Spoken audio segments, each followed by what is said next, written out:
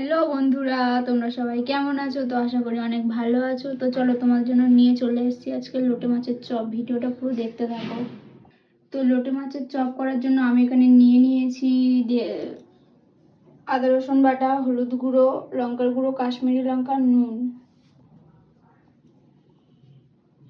তো আমি এখানে নিয়ে নিয়েছি 2 চামচ মতন ভিনিগার। আমার কাছে যেহেতু লেবু নেই তাই আমি ভিনিগারটা দিয়ে দিচ্ছি। আপনারা লেবু থাকলে লেবু দিতে পারবেন, ভিনিগারও দিতে পারবেন, কোনো অসুবিধা। তো প্রথমে দিয়ে দিচ্ছি আমি 1 চামচ মতন হলুদ গুঁড়ো,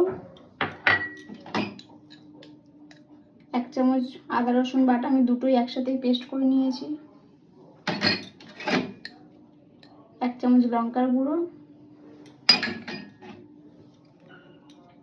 1 চামচ কাশ্মীরি লঙ্কা আর 1 চামচ নুন। এটাকে এবার আমি ভালোভাবে ম্যারিনেট করে রাখবো। আর উপরতে দিয়ে দেবো একটু গোলমরিচের গুঁড়ো।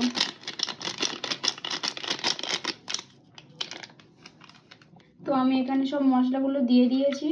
এবার মাছটাকে ভালোভাবে ম্যারিনেট করে রাখবো 5 মিনিটের জন্য। তো এখানে আমি ম্যারিনেট করে রেখে দিয়েছি 5 মিনিটের জন্য। এটাকে আমি ঢাকা দিয়ে রাখবো। তো মাছটাকে আমি ম্যারিনেট করে রেখে দিয়েছি। এবার আমি ব্যাটারটা তৈরি করে নেব। তো ব্যাটারের মধ্যে দিয়ে দেবো আমি 1 বাটি মতন ময়দা,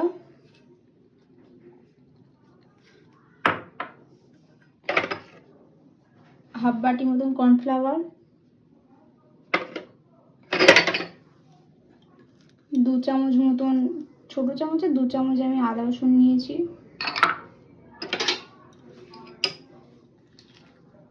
নিয়ে নেবো 1 চামচ হলুদ গুঁড়ো,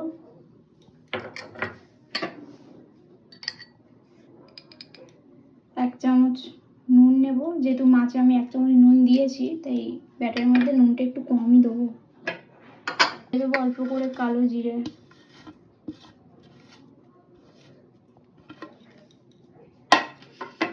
এটাকে আমি ভালোভাবে মিশিয়ে নেব।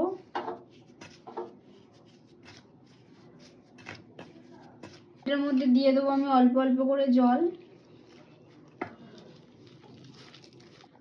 তো আমি এটাকে তৈরি করে নিয়েছি, বেশি পাতলাও করিনি আর বেশি মোটাও করিনি, এরকম একটা ঘনত্ব থাকবে। তো দেখো আমি 5 মিনিট পর আবার খুলে দিলাম ঢাকনাটা, কতটা জল ঝরে গেছে দেখো মাছের গায়ে থেকে। তেল আমি সাদা তেল দিয়ে দিয়েছি এখানে, তেলটা গরম হয়ে গেছে। তো এবার একে একে মাছ ছাড়বো।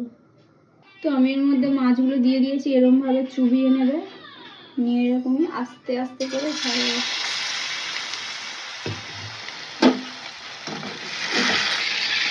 এরকম ভাবে একটা একটা করে চুবিয়ে নেবে।